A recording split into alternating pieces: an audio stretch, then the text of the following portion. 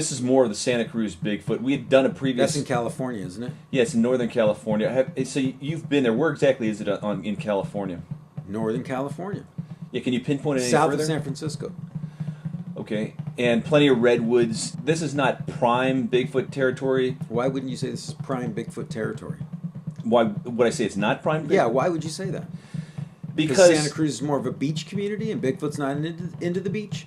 Well, there's plenty of woods and forests in the area, but from what I hear, there's just several tribes of Bigfoot, and it's not as heavily populated. Oh, so there's more than one tribe of Bigfoot in Santa Cruz? There's more than just maybe 10 Bigfoot. There's maybe 30 Bigfoot and several families. This one's not related to the family of Bigfoot we saw in our last episode. This thing just looks a lot thicker than the other. The family was much smaller.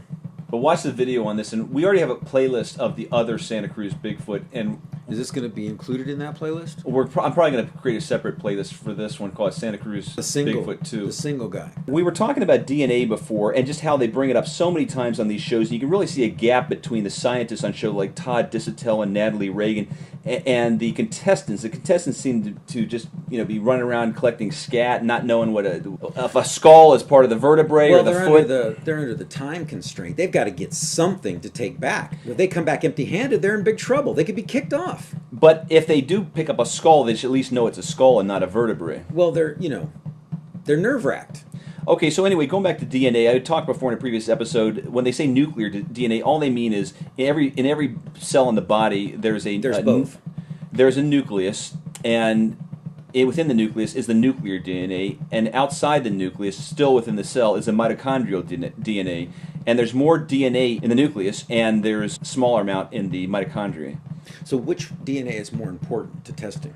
I don't know. It seems like they're always testing the mitochondrial line just because That's surprising. Mitochondrial DNA is inherited solely from the mother, and that seems to be what Brian Sykes... They test everything, but that seems to be what he focuses on a lot. On the most. And with no success.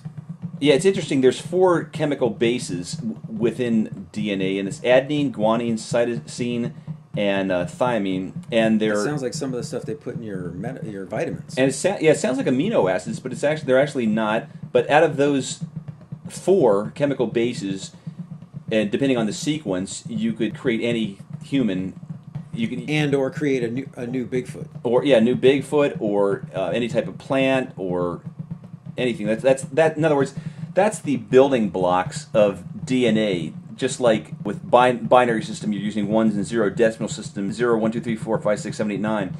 And then alphabet, you have 26 symbols. In DNA, it's those 4. So plants and animals or humans can be recreated with this? Yes, and that's part of what we're getting to. Not that it has been done so far, but that's an interesting in topic. Colorado, the plants would be most important because, the legalization of marijuana in Colorado.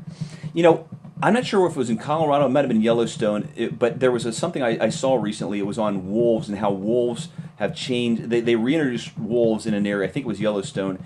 I think you're right. It was Yellowstone. Yeah. Let's talk about the next episode.